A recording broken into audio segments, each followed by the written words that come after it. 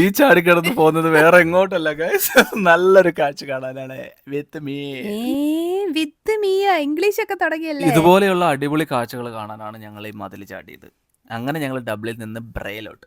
ബ്രേ തൊട്ട് grey stone വരെയുള്ള ഒരു ലോങ് ക്ലിഫ് വാക്ക് അത്. അത് പണ്ട് ഞാൻ പോയിട്ടുണ്ട് 2017 വന്നപ്പോൾ തന്നെ ഫുഡ് അടി തുടങ്ങി. രാവിലെ ഒന്നും കഴിക്കാതെ വന്നപ്പോൾ കിട്ടിയത് എന്തെങ്കിലും വലിച്ചു വാരി തിന്നെ. പച്ചക്കക്ക. പച്ചയല്ല, അത് ഈ മസിൽസിന്റെ ഒരു സോസ് അവർ മേക്ക് ചെയ്യും, അതിനകത്ത് മിക്സ് ചെയ്തത്. ഈ ബീച്ചിലെ കല്ലൊക്കെ എന്താ ഈ ഗവൺമെന്റ് കൊണ്ടുവന്ന് നിരത്തിയിട്ടിരിക്കുകയാണ്. അത്രയും അടിപൊളിയായിട്ട് കിടക്കാൻ. ഗവൺമെന്റിന് അതല്ലേ പണി. ഈ ഓൾമോസ്റ്റ് ഡബ്ലിലുള്ള ബീച്ചിലെല്ലാം ഇങ്ങനത്തെ കല്ലുകളുണ്ട്. കല്ല് ബീച്ചുകളാണ് മൊത്തം. നല്ല സൗന്ദര്യമുള്ള കല്ലുകളാണ്. നമ്മുടെ നാട്ടിലല്ലേ അത് കാശ് കൊടുത്ത് മേടിക്കുന്നേ. ബ്രേയും ഗ്രേ സ്റ്റോണും കൂടെ കണക്ട് ചെയ്യുന്ന ഗേറ്റ് ആയിരുന്നു.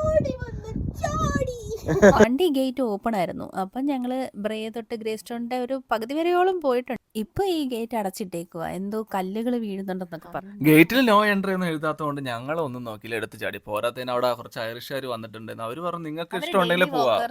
ആണല്ലേ, ഓക്കെ. അവര് പറഞ്ഞു നിങ്ങൾക്ക് ഓൺ റിസ്കിൽ വേണമെങ്കിൽ പോവാ, പക്ഷെ ഇവിടെ എൻട്രി ചക്കോ നമ്മൾ പെട്ട്. അത് കണ്ടപ്പോ ഞാനും പേടിച്ചു. ചക്കോല്ലേ ചോദിച്ചത് എന്താണെന്ന്. ഇതുണ്ടോ ബാർലി? വെറുതെയാണ് ഇവിടെ ബിയർ കൂടുതല്. ഇന്നാണ് മനസ്സിലായത് അയർലാൻഡിൽ ഏറ്റവും കൂടുതൽ ബാർലിയും പൊട്ടറ്റയാണ് കൃഷി ചെയ്യണമെന്ന്.